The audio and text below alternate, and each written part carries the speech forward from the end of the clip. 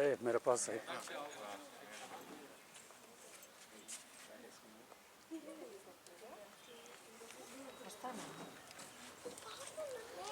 जरा ఎట్లా ఉంది? Since 2 days I am just not going out.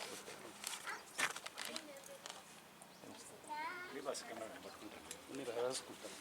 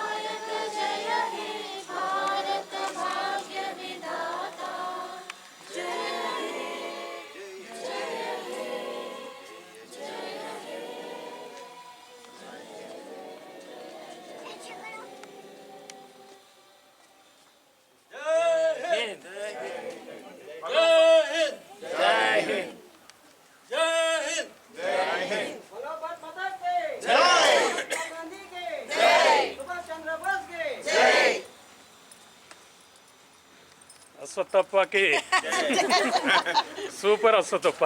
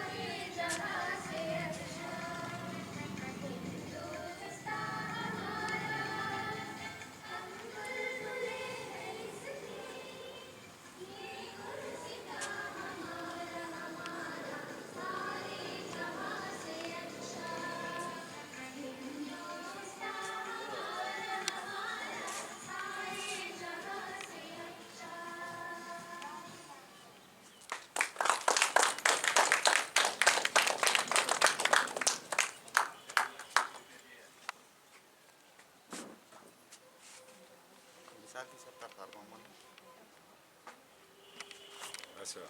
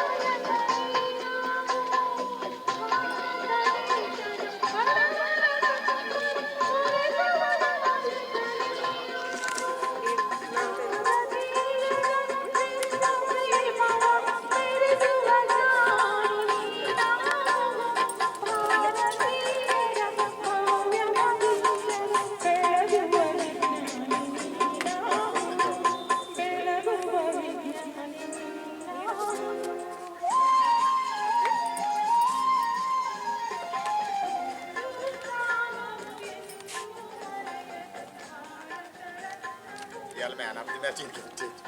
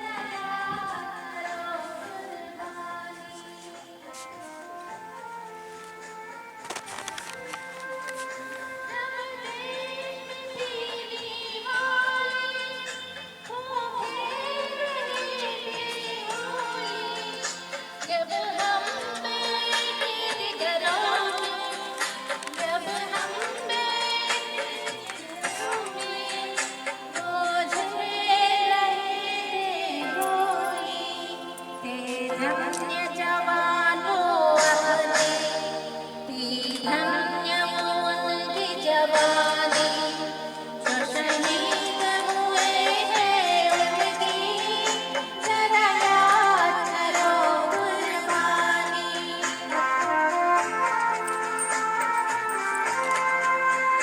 कोई सिख कोई जाट मराठा, कोई सिख कोई जाट मराठा, कोई गुर्जर कोई मद्रासी, कोई गुलिस्ता कोई मद्रासी, सरहद पर मरने वाला, सरहद पर मरने वाला, हर वीर भारतवासी। खून गिरा पर्वत पर, वो खून था हिंदुस्तानी, जो शहीद हुए हैं उनकी, जरा याद करो कुर्बानी।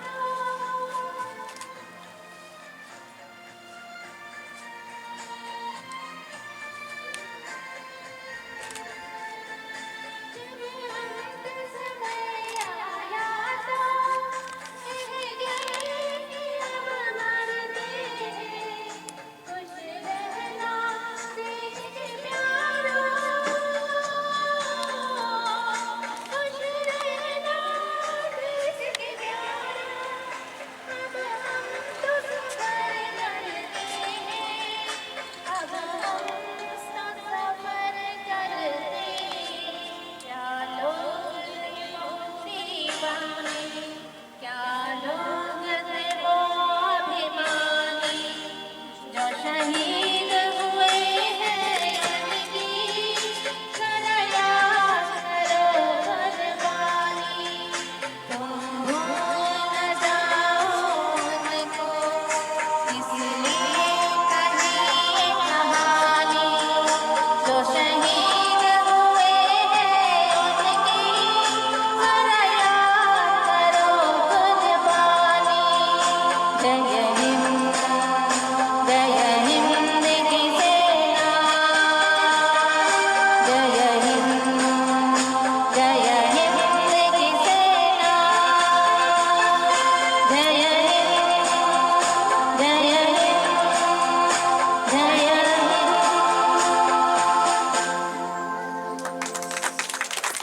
ನಮ್ಮ ಹೆಸರಾಂತ ಸಾಮ್ರಾಟರು ಅಶೋಕ ಅವರು ಮತ್ತು ನಮ್ಮ ಚಂದ್ರಗುಪ್ತ ಮೌರ್ಯವರು ಹಾಗೂ ದಕ್ಷಿಣದಲ್ಲಿ ಚೋಳರು ಇವರೆಲ್ಲರೂ ಕೂಡ ಮತ್ತು ರಾಜರಾಗಿದ್ದರು, ಸಾಮ್ರಾಟಗಳಾಗಿ ಇವನ್ನ ಚೆನ್ನಾಗಿ ನಡೆಸ್ಕೊಂಡು ಹೋಗ್ತಾ ಇದ್ರು. ಪ್ರಪಂಚದಲ್ಲೇ ನಮ್ಮಲ್ಲಿ ಹೆಸರಾಂತ ವಿಶ್ವವಿದ್ಯಾನಿಲಯಗಳು ಎಲ್ಲೂ ಇರಲಿಲ್ಲ. ಅಮೆರಿಕಾದಲ್ಲಿ ಇರಲಿಲ್ಲ, ಯುರೋಪಲ್ಲೂ ಇರಲಿಲ್ಲ. ಅಂಥ ವಿಶ್ವವಿದ್ಯಾನಿಲಯಗಳು ನಮ್ಮಲ್ಲಿತ್ತು. ಬಹುಮುಖ್ಯವಾಗಿ ನಳಂದ ವಿಶ್ವವಿದ್ಯಾನಿಲಯ, ಮತ್ತೊಂದು ಈಗಿನ ನಮ್ಮ ತಕ್ಷಶಿಲಾ ಅಂತ ಈಗ ಪಾಕಿಸ್ತಾನದಲ್ಲಿದೆ, ಆ ವಿಶ್ವವಿದ್ಯಾಲಯ ಹೆಸರಾಂತ ವಿಶ್ವವಿದ್ಯಾಲಯಗಳಾಗಿತ್ತು. ಇದೆಲ್ಲ ತಮಗೆ ತಿಳಿಸೋಣ ಅಂತ ಹೇಳ್ತಾ ಇದ್ದೀನಿ. ಮತ್ತು ಹಾಗೆ ಸಿಂಧು ನಾಗರಿಕತೆ, ಇಂಥ ನಾಗರಿಕತೆ ಕೂಡ ಎಲ್ಲೂ ಕೂಡ ಇರಲಿಲ್ಲ. ಅಂಥ ನಾಗರಿಕತೆ ನಮ್ಮಲ್ಲಿತ್ತು. ನಮ್ಮದು ಪುಣ್ಯ ಒಂದು ಒಳ್ಳೆಯ ಭೂಮಿಯಾಗಿತ್ತು, ಒಳ್ಳೆಯ ದೇಶವಾಗಿತ್ತು, ಒಳ್ಳೆಯ ಸಾಮ್ರಾಜ್ಯವಾಗಿತ್ತು. ನಮ್ಮಲ್ಲಿ ಮುಖ್ಯವಾಗಿ ಬಹುಮುಖ್ಯ ವಿಜ್ಞಾನಿಗಳು ಅಂತ ಹೇಳಿದರೆ ತಾವೆಲ್ಲ ಕೇಳಿರಬೇಕು. ಆರ್ಯಭಟರು, ಝೀರೋ ಕೊಟ್ಟಿರೋದು ಕೂಡ ನಮ್ಮ ದೇಶದವರೇ. ಹಾಗೆ ಭಾಸ್ಕರಾಚಾರ್ಯರು, ನಂತರ ಚರಕ ಅಂತ ಬರ್ತಾರೆ, ಆಯುರ್ವೇದ ಪಂಡಿತರು ಚರಕ, ಮತ್ತು ನಂತರ ಇವರು ನಮ್ಮ ಚರಕ ಮತ್ತು ಶುಶ್ರೂಷ ಅಂತ ಇವರು ಸರ್ಜನ್, ಇವರು ಕೂಡ ನಮ್ಮ ಒಳ್ಳೆ ಡಾಕ್ಟರ್ಗಳಾಗಿದ್ದರು. ಅದೇ ರೀತಿ ನಮ್ಮ ಚಾಣಕ್ಯ ಕೇಳಿದಾರಲ್ಲ, ಇವು ಬಹುಮುಖ್ಯ ನೀತಿವಂತ. ಈಗಲೂ ಕೂಡ ಪ್ರಸ್ತುತ ಅವರ ಒಂದು ಬರವಣಿಗೆಗಳು ಅವ್ರದ್ದೇ. ಎಲ್ಲರೂ ಹೇಳ್ತಾರೆ ಚಾಣಕ್ಯ ನೀತಿ ಅಂತ ಓದಿ ಅಂತ. ಇದೇ ರೀತಿ ನಮ್ಮ ಧರ್ಮ ಕೂಡ ಎಲ್ಲ ಧರ್ಮಗಳನ್ನು ಗೌರವಿಸ್ತಾ ಇದ್ರು. ನಮ್ಮಲ್ಲಿ ದೇಶದಲ್ಲಿ ನಮ್ಮ ಬಹುಮುಖ್ಯವಾಗಿ ಜೈನರಿದ್ದರು, ಬುದ್ಧರಿದ್ದರು, ಹಿಂದೂಗಳಿದ್ದರು, ಎಲ್ಲರಿಗೂ ಕೂಡ ಅನೇಕ ಹಬ್ಬಗಳು, ಹರಿದಿನಗಳು, ಅನೇಕ ಸಂಸ್ಕೃತಿ ಕಾರ್ಯಕ್ರಮಗಳು ಇಲ್ಲ ಪ್ರತಿಯೊಬ್ಬರನ್ನು ಗೌರವಿಸಿ ಅವ್ರು ನೋಡ್ಕೊಳ್ತಾ ಇದ್ರು. ಹಂಗಾಗಿ ಒಬ್ಬರಿಂದ ಒಬ್ಬರಿಗೆ ಒಳ್ಳೆ ಮರ್ಯಾದೆ, ಗೌರವ ಇವೆಲ್ಲ ಇತ್ತು ನಮ್ಮಲ್ಲಿ. ಈ ಒಂದು ಅನೇಕ ಭಾಷೆಗಳು, ಅನೇಕ ಹಬ್ಬಗಳು, ಅನೇಕ ಒಬ್ಬರನ್ನೊಬ್ಬರು ಗೌರವಿಸುವ ಒಂದು ಸಮಾಜ ಆಗಿತ್ತು. ಇದೇ ನಮ್ಮ ಭಾರತ, ಭವ್ಯ ಭಾರತ. ಈಗ ತಾನೇ ತಾವು ಕೇಳಿದರೆ ಹಾಡಲ್ಲಿ ಯಾವುದು ಅಂತ ಹೇಳಿದರೆ ಸಾರೇ ಜಹಾಸೆ ಹಚ್ಚ ಹಿಂದೂ ಹಮಾರ. ಅದೇ ರೀತಿ ಭಾರತದ ಪ್ರತಿಯೊಬ್ಬರು ಕೂಡ ಭಾರತ ರತ್ನಗಳಾಗಿ ಅಂತಲೂ ಕೂಡ ಅದರಲ್ಲಿ ಬಂತು. ತಾವು ಕೇಳಿಸ್ಕೊಂಡಿರ್ಬೇಕು, ನೀವೇ ರತ್ನಗಳು, ನೀವೇ ರತ್ನಗಳಾಗಬೇಕು. ನಮ್ಮ ರೂಪಾಯಿಗೂ ಕೂಡ ಅದು ಬಹು ಮುಖ್ಯವಾಗಿತ್ತು. ನಮ್ಮ ಇಂಡಿಪೆಂಡೆನ್ಸ್ ಬಂದಾಗ ನಮ್ಮ ರೂಪಾಯಿ $1 $1. ಈಗ $1 $86 ಆಗಿದೆ. ಹಾಗಾಗಿ ನಮ್ಮ ರೂಪಾಯಿಗೆ ಬಹಳ ಬೆಲೆ ಇತ್ತು. ನಮ್ಮಲ್ಲಿ ಹೆಚ್ಚಾಗಿ ಸಾಂಬಾರು ಪದಾರ್ಥಗಳು ಮತ್ತು ಈ ಬಟ್ಟೆ, ಕರಕುಶಲ ಇವೆಲ್ಲ ಎಕ್ಸ್ಪೋರ್ಟ್ ಆಗ್ತಾ ಇತ್ತು. ಅದರಿಂದ ದುಡ್ಡು ಬರ್ತಾ ಇತ್ತು. ನಮ್ಮಲ್ಲಿ ಈ ಒಂದು ಪರಿಸರ ನೋಡಿ, ಈ ಒಂದು ಸನ್ನಿವೇಶ ನೋಡಿ ಬ್ರಿಟಿಷರು ಇದು ಎಲ್ಲಿ ಬಂಗಾಳದಿಂದ ನಮ್ಮಲ್ಲಿ ನಾವೆಲ್ಲ ಕೇಳಿದ್ದೀವಿ, ಒಂದು ಸೀರೆಯನ್ನು ಒಂದು ಬೆಂಕಿ ಪಟ್ಟಣದಲ್ಲಿ ಇಡ್ಬೋದಾಗಿತ್ತು, ಅಂತಹ ತೆಳ್ಳಗಿರೋ ಸೀರೆಗಳು ಬರ್ತಾ ಇತ್ತು ಅಂಥ ಒಂದು ನಮ್ಮ ಇದರಲ್ಲಿ ನಮ್ಮ ನೇಯ್ಗೆಯರಿಗೆ ಅಂಥ ಒಂದು ಶಕ್ತಿ ಇತ್ತು. ಅಂಥದ್ದನ್ನು ಅವರು ಬ್ರಿಟಿಷರು ಇದು ಮಾಡೋದಕ್ಕೆ ಏನು ಮಾಡಿದರು ಅಂತ ಹೇಳಿದ್ರೆ, ಇಂಥ ನೇಯ್ಗೆಯವರ ಬೆರಳುಗಳನ್ನು ಕತ್ತಿಸಿದ್ದಾರೆ ಆಗಿನ ಸಮಯದಲ್ಲಿ ಅಂತ ನಾನು ಓದಿದ್ದೀನಿ. ಈ ಥರ ಪರಿಸ್ಥಿತಿ ಆಯಿತು. ಇಂತಹ ದೇಶಕ್ಕೆ ಬಂದವರು ನಮ್ಮ ಶತ್ರುಗಳು. ನಮಗೆಲ್ಲ ಗೊತ್ತಿದೆ ಯಾರಪ್ಪ ಇಂಥ ಒಂದು ಭವ್ಯ ಭಾರತಕ್ಕೆ ಬಂದ ಶತ್ರುಗಳು ಅಂತ ಹೇಳಿದರೆ ಮೊಘಲರು ಮತ್ತು ಬಿಳಿಯರು. ಇವರು ಬಹು ಮುಖ್ಯವಾಗಿ ನಮ್ಮಲ್ಲಿ ಬಂದರು. ಇವರು ಬಂದಿದ್ದು ನಮ್ಮ ಮೊಘಲರು ಬಂದಿದ್ದು ನಮ್ಮ ದೇಶಕ್ಕೆ 1526ರಲ್ಲಿ, ಸುಮಾರು 700 ವರ್ಷಗಳಿಂದ ಬಂದರು. ನಂತರ 1600ರಲ್ಲಿ ಬಿಳಿಯರು ಬಂದರು. ಇವರು ಬಂದು ನಮ್ಮಲ್ಲಿ ವ್ಯಾಪಾರಕ್ಕೆ ಬಂದು ಬರ್ತಾ ಏನೇ ಮಾಡಿದ್ರು, ನಮ್ಮ ರಾಜರು ಮಹಾರಾಜರುಗಳ ಹತ್ರ ಇವರು ಪಿತೂರುಗಳನ್ನು ಮಾಡಿದರು. ನಂತರ ಕೆಲವರೇ ಮೀರ್ ಸಾದಿಕ್ ಅಂತ ಕೆಲವರು ಕೇಳಿರ್ತೀರ, ಅವ್ರ ಜೊತೆ ಸೇರ್ಕೊಂಡ್ಬಿಟ್ಟು ಎಲ್ಲ ಒಂದೊಂದೇ ರಾಜ್ಯ ಕಿತ್ಕೊಂಡು ಕೊಡ್ತಾ ಹೋದ್ರು. ಈ ಥರ ಒಂದೊಂದಾಗಿ ಕಿತ್ಕೊಂಡು ಹೋಗಿ ನಮ್ಮಲ್ಲಿ ದಬ್ಬಾಳಿಕೆ ಶುರುವಾಯಿತು, ಆಕ್ರಮಣ ಶುರುವಾಯಿತು. ನಮ್ಮ ಸಂಸ್ಕೃತಿ ಮೇಲೆ, ನಮ್ಮ ಒಂದು ಭಾಷೆ ಮೇಲೆ, ನಮ್ಮ ಪ್ರತಿಯೊಂದರ ಮೇಲೂ ಕೂಡ ದಬ್ಬಾಳಿಕೆ ಶುರುವಾಯಿತು. ಈಗೆಲ್ಲ ನಾವು ಕೇಳಿದ್ರೆ ಬಿನ್ ಅಂತ ಬರೀತಾರೆ ರೆಕಾರ್ಡ್ಸಲ್ಲಿ. ಬಿನ್ ಅಂತ ಹೇಳಿದ್ರೆ ಇದು ಮೊಘಲ ಟರ್ಮ್, ಅದು ಸನ್ ಆಫ್ ಅಂತ. ಈ ಥರ ದಬ್ಬಾಳಿಕೆ ಭಾಷೆ ಮೇಲೆ ಆಯಿತು, ಸಂಸ್ಕೃತಿ ಮೇಲೆ ಆಯಿತು, ನಮ್ಮ ಆಚರಣೆಗಳ ಮೇಲೆ ಆಯಿತು, ಹಬ್ಬಗಳ ಮೇಲೆ ಆಯಿತು, ಹಿಂಗೆಲ್ಲ ಆಯಿತು. ಹಾಕಿ ಕೊನೆಗೆ ಏನು ಶುರು ಮಾಡಿದರು, ಬರ್ತಾ ಮತಾಂತರ ಕೂಡ ಶುರು ಮಾಡಿದರು. ಅಂದರೆ ನಮ್ಮ ಒಂದು ಜನಗಳನ್ನು, ಹಿಂದೂ ಜನಗಳನ್ನು ಬದಲಾವಣೆ ಮಾಡಿದರು, ಮತಾಂತರ ಮಾಡಿದರು. ಇದನ್ನು ನಾನು ಹೇಳ್ತಾ ಇಲ್ಲ ಮಾಡಿದ್ದು ಅಂತ. ನಾನು ಅಗ್ರಿಕಲ್ಚರ್ ಯೂನಿವರ್ಸಿಟಿ GKVKನಲ್ಲಿ ಪ್ರೊಫೆಸರ್ ಆಗಿದೆ. ಅಲ್ಲಿ ಕೂಡ ನಮಗೆ ಪ್ರೊಫೆಸರ್ ಒಬ್ಬರಿದ್ದರು, ಪ್ರೊಫೆಸರ್ ಮುಮ್ತಾಜ್ ಅಲಿ ಖಾನ್ ಅಂತ. Is no more. ಅವರೇ ಸೋಷಿಯಾಲಜಿ ಪ್ರೊಫೆಸರ್. ಅವರು ಹೇಳಿದರು, ಭಾರತದಲ್ಲಿರುವ ಎಲ್ಲ ಪ್ರಜೆಗಳು ಕೂಡ ಹಿಂದೂಗಳೇ ಆಗಿದ್ದರು. ಅವರನ್ನು ಮೊಘಲರು ಮತ್ತು ಬಿಳಿಯರು ಕನ್ವರ್ಟ್ ಮಾಡಿದರು. ಇದನ್ನು ಪ್ರತಿಯೊಬ್ಬರು ಅರ್ಥ ಮಾಡ್ತಾರೆ.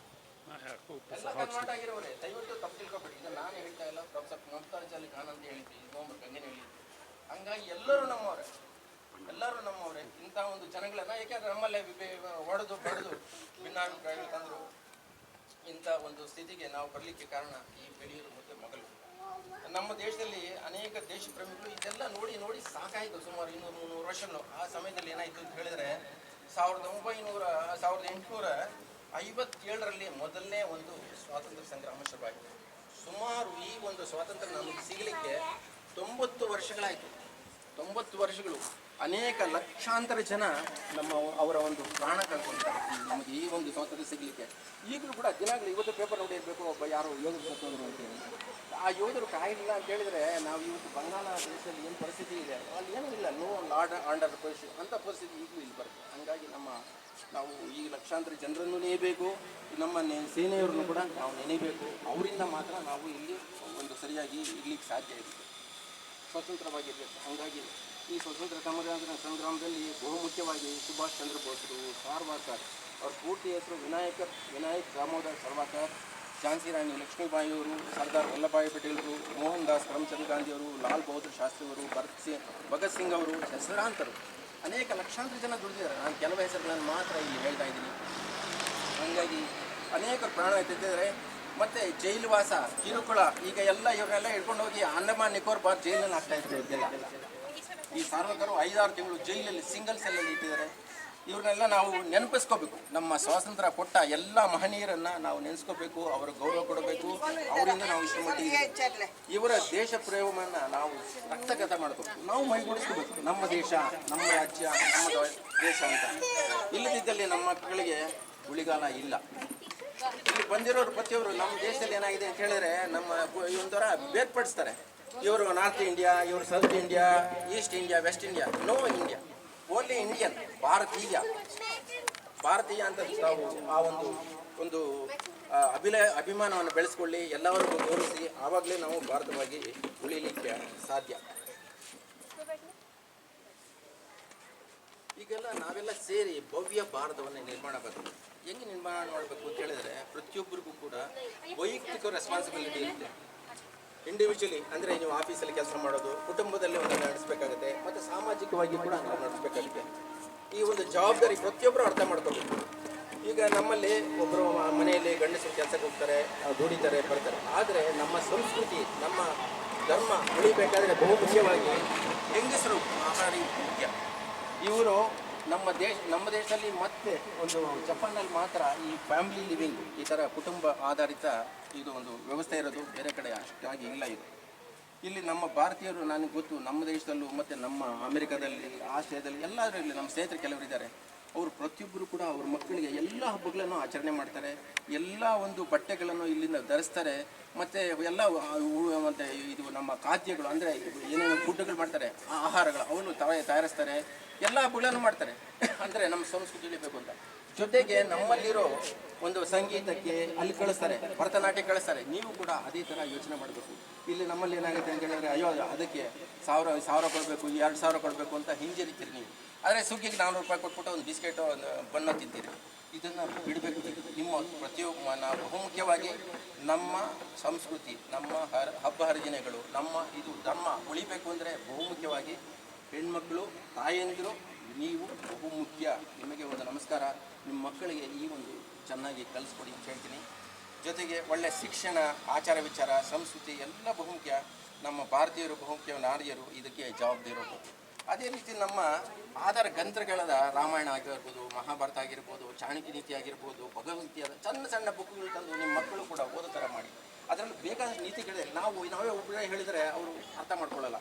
ತಂದೆ ತಾಯಿ ಯಾವಾಗಲೂ ಹೇಳ್ತಾರೆ ಅಂತ ಹೇಳ್ತಾರೆ. ಹಂಗಾಗಿ ಇದ್ರ ಬಗ್ಗೆ ಜಾಸ್ತಿ ಒಂದು ಪ್ರಾಮುಖ್ಯತೆ ಕೊಡಿ. ಹಾಗೆ ಗಂಡಸರು ಕೂಡ, ಈಗ ನೋಡಿ ನಮ್ಮ ಅಪಾರ್ಟ್ಮೆಂಟಲ್ಲಿ ತುಂಬ ತೊಂದರೆಗಳಾಗಿತ್ತು.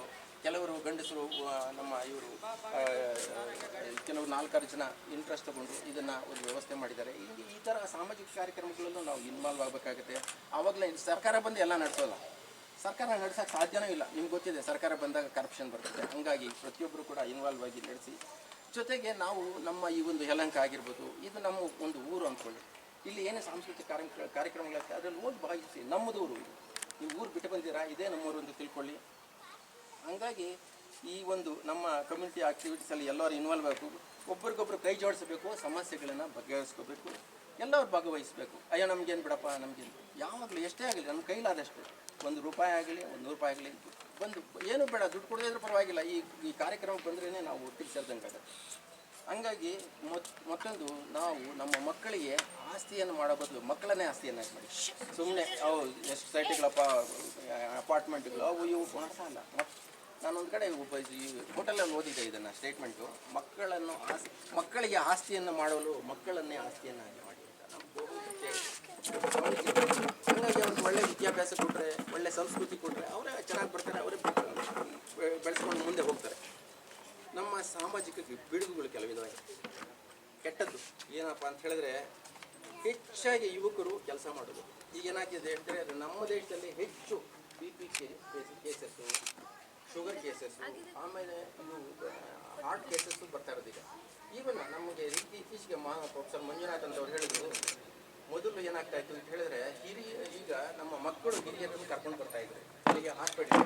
ಈಗ ಹಿರಿಯರು ಮಕ್ಕಳನ್ನು ಕರ್ಕೊಂಡು ಬರ್ತಾ ಇದ್ದಾರೆ. ಈಗೆಲ್ಲ ಆಗ್ತಾ ಇದೆ. ಯಾಕೆ ಅಂತ ಹೇಳಿದ್ರೆ, ಸಾಫ್ಟ್ವೇರ್ ಒತ್ತಡ, ಸ್ಟ್ರೆಸ್ ಫ್ಯಾಕ್ಟರ್ಸಿಂದ ಈ ಥರ ಆಗ್ತಾ ಇದೆ. ಇದು ಬದಲಾವಣೆ ಆಗಬೇಕು. ಹಂಗಾಗಿ ಈ ಒಂದು ನಿಮ್ಮ ಆರೋಗ್ಯದ ಕಡೆ ಗಮನ ಕೊಡಿ. ನಮ್ಮಲ್ಲಿ ಮೊಬೈಲ್ ಅವಳಿ ಜಾಸ್ತಿ ಆಗ್ಬಿಟ್ಟಿದೆ. ಮೊಬೈಲ್ ಇರಬೇಕು, ಆದರೆ ಜಾಸ್ತಿ ಇರಬಾರ್ದು. ಮೊಬೈಲ್ ಎಲ್ಲ ಕಡೆನೂ ತಗೊಂಡು ಹೋಗೋದು. ಯಾರೋ ಮಿಸ್ ಕಾಲ್ ಇರುತ್ತೆ, ಅಟೆಂಡ್ ಮಾಡಿ. ಈ ಮೊಬೈಲು ಕೂಡ ತುಂಬ ತೊಂದರೆ ಆಗಿದೆ. ನಾನು ಇತ್ತೀಚೆಗೆ ಒಂದು ಜಪನೀಸ್ ವಿಡಿಯೋ ನೋಡಿದೆ. ಅಂತ ಹೇಳಿದ್ರೆ ಜಪನೀಸ್ ಮೀಡಿಯದಲ್ಲಿ ತಾಯಿಯಂದ್ರು ಮಕ್ಕಳನ್ನ ಸೇರಿಸ್ಕೊಂಡು ಆಟಿಕೆಗಳೆಲ್ಲ ಕೊಟ್ಬಿಟ್ಟು ಜೊತೆಯಲ್ಲಿ ಆಟ ಆಡ್ತಾ ಇದ್ದಾರೆ. ತಾಯಿಯಂದ್ರು ಮಕ್ಕಳನ್ನ ಸೇರಿಸ್ಕೊಂಡು ಆಟಿಕೆಗಳನ್ನ ಇಟ್ಕೊಂಡು ಆಟ ಆಡ್ತಾ ಇದ್ದಾರೆ. ಅವಾಗ ಏನಾಗುತ್ತೆ, ಅವ್ರಿಗೆ ಇಂಟೆಲೆಕ್ಚುಯಲ್ ಕೆಪಾಸಿಟಿ ಬರುತ್ತೆ, ಕಾನ್ಸಂಟ್ರೇಷನ್ ಬರುತ್ತೆ, ಚೆನ್ನಾಗಿ ಆ ಬೆರಳನ್ನು ಉಪಯೋಗಿಸೋದ್ರಿಂದ ಒಂದು ಫಿಸಿಕಲ್ ಸ್ಟ್ರೆಂತ್ ಬರುತ್ತೆ. ಹಂಗಾಗಿ ಇದನ್ನು ತಿಳಿಸಬೇಕಾಗತ್ತೆ. ಇದು ಒಂದು ಬಹುಮುಖ್ಯವಾಗಿ ತಾವು ತಾಯಿಯಿಂದ ತಿಳ್ಕೋಬೇಕು. ಮತ್ತೆ ಹೇಳಿದ್ನಲ್ಲ, ಅದನ್ನು ಸ್ಟಾಪ್ ಮಾಡಿ ಮನೆ ಓದಿದ್ರೆ ತುಂಬ ಒಳ್ಳೆಯದು. ನಾನು ಯೂನಿವರ್ಸಿಟಿನಲ್ಲಿದೆ, ನಮ್ಮಲ್ಲಿ ಹೋಮ್ ಸೈನ್ಸ್ ಡಿಪಾರ್ಟ್ಮೆಂಟ್ ಇದೆ. ಅದರಲ್ಲಿ ನಮ್ಮಲ್ಲಿ ಊಟಕ್ಕೆ ಈ ಕಲರ್ಸ್ ಯೂಸ್ ಮಾಡ್ತಾರೆ, ಈ ಕಬಾಬ್ ಇದಕ್ಕೆಲ್ಲ. ಅದೇ ಥರ ಇನ್ನೊಂದು ಕೆಮಿಕಲ್ ಇದೆ, ಅದನ್ನು ಯೂಸ್ ಮಾಡ್ತಾರೆ. ಇದರಿಂದ ಕ್ಯಾನ್ಸರ್ ಬರುತ್ತೆ. ದಯವಿಟ್ಟು ಇದನ್ನು ತಿಳ್ಕೊಳ್ಳಿ. ಆಮೇಲೆ ನಮ್ಮಲ್ಲಿ ಈ ಜೊತೆಗೆ ಒಂಟಿತನ ಜಾಸ್ತಿ ಆಗುತ್ತೆ. 4 ಜನ ಇದ್ದರೆ 4 ಮೊಬೈಲ್ ಇರ್ತಾರೆ. ಹಿಂಗೆ ಮಾಡೋದು ಏನಾಗುತ್ತೆ, ಲೋನ್ಲಿನೆಸ್ ಬರುತ್ತೆ, ಕಾಯಿಲೆ ಎಷ್ಟು ಬೇಕೋ ಅಷ್ಟೇ ಬಳಸ್ಕೋಬೇಕು. ಒಬ್ಬರು ಪರಿಚಯ ಮಾಡಿದ್ರು. ನಾವು ಈ ಮತ್ತೆ ಇದು ನಮ್ಮ ಅಪಾರ್ಟ್ಮೆಂಟ್ ಬಗ್ಗೆ ಹೇಳಕ್ಕೆ ಇಲ್ಲಿ ಅಂತ ಹೇಳಿದ್ರೆ ನಾವು ಸುಮಾರು 20 ವರ್ಷ ಕೋಟ ಸಿಗ್ತೀವಿ. ಅದೊಂಥರ ಹಳ್ಳಿ ಥರನೇ ಇಲ್ಲಿ ಎಲ್ಲರೂ ಮಾತಾಡ್ತಾ ಇದ್ರು. ಇಲ್ಲಿ ಅಪಾರ್ಟ್ಮೆಂಟ್ ಬಂದಮೇಲೆ ಎಲ್ಲ ಮನೆಗೆ ಹೋದ್ಮೇಲೆ ಯಾರೂ ಕಾಣೋದೇ ಇಲ್ಲ, ಪರಿಚಯನೂ ಇಲ್ಲ. ಯಾವಾಗಲಾದ್ರೂ ನಾನು ಅಪಾರ್ಟ್ಮೆಂಟ್ ಹತ್ರ ಮುಂದೆ ಬಂದಾಗ ಅಥವಾ ಮೊಬೈಲ್ ಅಲ್ಲಿ ಇದರಲ್ಲಿ ಲಿಫ್ಟಲ್ಲಿ ನೋಡಿದಾಗ ನಾನೇ ಹೇಳ್ತೀನಿ, ನಮಸ್ಕಾರ, ನಾವು 21 ಇದ್ದೀವಿ, ನನ್ನ ಹೆಸರು ವರದರಾಜು ಅಂತ. ಇದು ಪ್ರತಿಯೊಬ್ಬರು ಕೂಡ ನಮಸ್ಕಾರ ಹೇಳಿ, ನಗು ಕೊಡಿ, ಒಂದು ಪರಿಚಯ ಮಾಡ್ಕೊಳ್ಳಿ. ಒಬ್ಬರಿಗೆ ಪರಿಚಯ ಮಾಡ್ಕೊಂಡ್ರೆ ಆವಾಗ ನಿಮಗೂ ಅನಿಸುತ್ತೆ ಯು ಡೋಂಟ್ ಫೀಲ್ ಓನ್ಲಿ. ಆಮೇಲೆ ಇಲ್ಲಿ ನಾವು ಅಪಾರ್ಟ್ಮೆಂಟಲ್ಲಿ ಇರೋದ್ರಿಂದ ಕೆಲವರು ಮ್ಯೂಸಿಕ್ ಜಾಸ್ತಿ ಆಗೋದು, ಕೂಗಾಟ ಮಾಡೋದು ಒಳ್ಳೆಯದು. ಕೆಲವರು ಎಲ್ಲ ಗಮನಿಸಿದ್ದೀನಿ ನಾನು, ಇವಾಗ ಹೇಳ್ತಾ ಇದ್ದೀನಿ. ಹಂಗಾಗಿ ನಾವು ಎಲ್ಲರಿಗೂ ಯಾರಿಗೂ ತೊಂದರೆ ಆಗದಂತೆ ನಾವು ಜೀವನ ಮಾಡಬೇಕು ಇಲ್ಲೇ ಕೇಳಿ. ಹೀಗಾಗಿ ಅನೇಕರಿಗೆ ಪ್ರತಿಯೊಂದು ಮನೆಯಲ್ಲೂ ನಾವು ಹೇಳ್ತೀವಿ, ಯಾರ ಮನೆಯಲ್ಲಾದರೂ ತೊಂದರೆ ಇಲ್ಲ ಅಂತ ಹೇಳಿದ್ರೆ ಅಂಥ ಮನೆಯಲ್ಲಿ ಸಾಸೆ ತೊಗೊಂಡ್ಬನ್ನಿ ಅಂತ ಹೇಳ್ತಾರೆ ಕೆಲವರು. ಪ್ರತಿಯೊಂದು ಮನೆಯಲ್ಲೂ ಒಂದಲ್ಲ ಒಂದು ತೊಂದರೆ ಇದೆ. ಫ್ಯಾಮಿಲಿ ಇರ್ಬೋದು, ಮತ್ತೊಂದು ಇರ್ಬೋದು. ಆ ತೊಂದರೆಯಲ್ಲಿರೋರಿಗೆ ಸಾಂತ್ವನ ಹೇಳಬೇಕು, ಕನ್ಸೋಲ್ ಮಾಡಬೇಕು. ಉರಿಯೋ ಬೆಂಕಿಗೆ ತುಪ್ಪ ಹಾಕಬಾರ್ದು. ನಾನು ಹೇಳೋದು ಈಗ ಇದನ್ನು ಕೂಡ ನಾವು ಸಾಂತ್ವನ ಹೇಳೋದು ಎಷ್ಟೋ ಜನ ಗೊತ್ತಿಲ್ಲ, ಕನ್ಸೋಲಿಂಗ್ ಗೊತ್ತಿಲ್ಲ. ನಾನು ಹೇಳೋದು ಇದು ಬಹುಮುಖ್ಯವಾದ್ದು. ಏಕೆಂದರೆ ಎಲ್ಲರೂ ಈ ಥರ ಮಾಡೋದು ಬಿಟ್ಟಾಗ ಏನಾಗುತ್ತೆ ಅಂದರೆ ಅವ್ರು ಹೋಗ್ತಾರೆ, ಒಬ್ಬರೇ ಯೋಚನೆ ಮಾಡ್ತಾರೆ, ತುಂಬ ತೊಂದರೆ ಮಾಡ್ತಾರೆ, ಆಮೇಲೆ ಏನೇನೋ ತೊಂದರೆಗಳಾಗ್ತವೆ. ಎಲ್ಲ ಹಾಕ್ಬಾರ್ದು. ಸಾಂತ್ವನ ಹೇಳಿ, ಒಳ್ಳೆ ಸ್ನೇಹಪರರಾಗಿರಿ, ಒಂಥರ ಎಲ್ಲರನ್ನೂ ಗೌರವಿಸಿ, ಒಂಥರ ಎಲ್ಲರಿಗೂ ನೋಡಿದ್ರೆ ಖುಷಿ ಆಗಬೇಕು ನಿಮ್ಮ ನೋಡಿದ್ರೆ. ಈ ಥರ ಬೆಳೆಸ್ಕೊಳ್ಳಿ. ಮತ್ತು ಜೊತೆಗೆ ಕೊನೆಯದಾಗಿ ನಾನು ಎರಡು ಮುಖ್ಯವಾದ ನುಡಿಗಳು ಇದೇನಪ್ಪ ಅಂತ ಹೇಳಿದ್ರೆ, ನಮಗೆ ನಮ್ಮ ಕಾಲೇಜಲ್ಲಿ ಕಲಿತಿದ್ದು, ನಾವು ಬೇರೆಯವರು ಅದರ ಭಾಷೆ